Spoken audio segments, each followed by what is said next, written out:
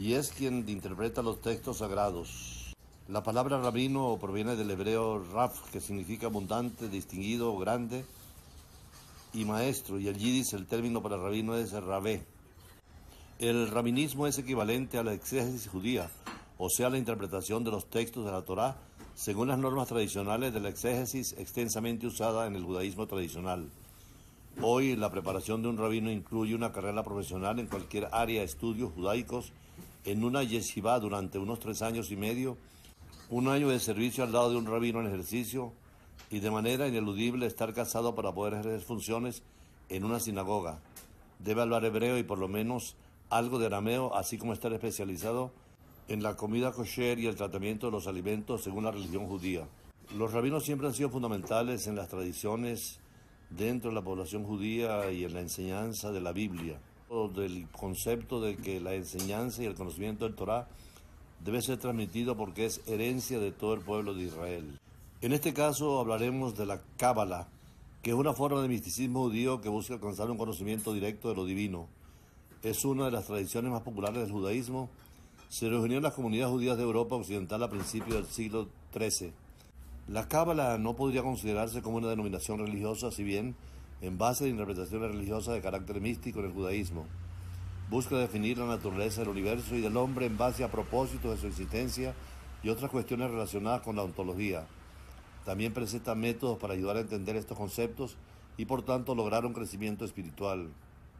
En este caso, las 10 Seiforot del árbol de la vida son las partes esenciales, Adán Kadmon o las emanaciones de Dios anterior a la creación del universo llamado Ein Sof.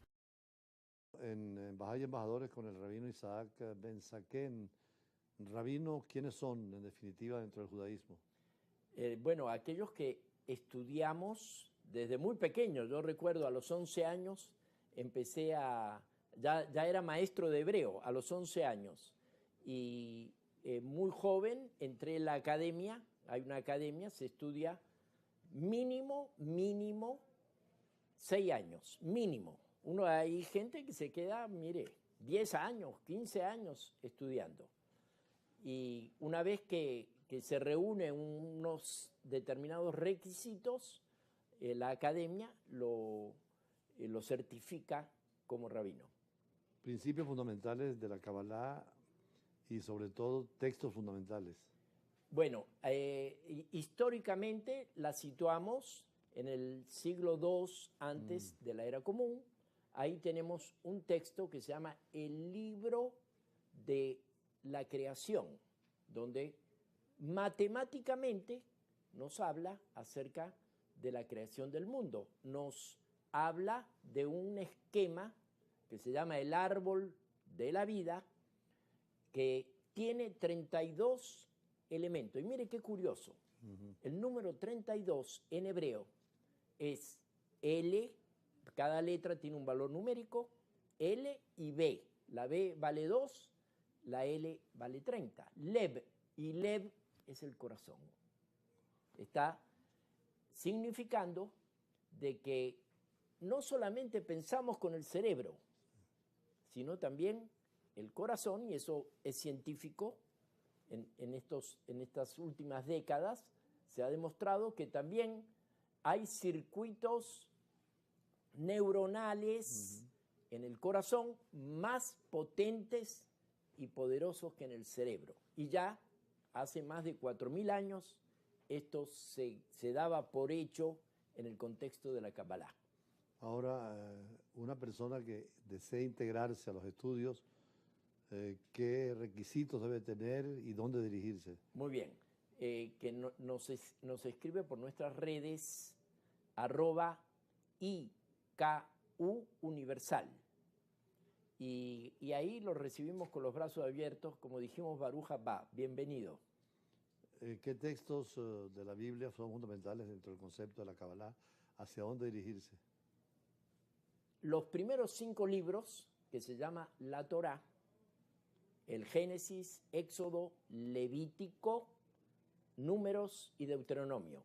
Y los Salmos de David, el Eclesiastés de Salomón, el Cantar de los Cantares de Salomón, los Proverbios de Salomón constituyen el corpus de análisis de la, vamos a decir, la Biblia mística de la Kabbalah, que se llama Zohar, libro del esplendor.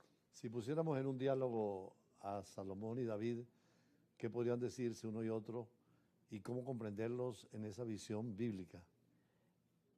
Yo creo que David, padre de Salomón, lo aleccionaría en cómo desenvolverse en el contexto de la vida, mientras que Salomón, hijo de David, le suministraría la sabiduría necesaria para cómo sobreponerse a los acontecimientos difíciles de la vida.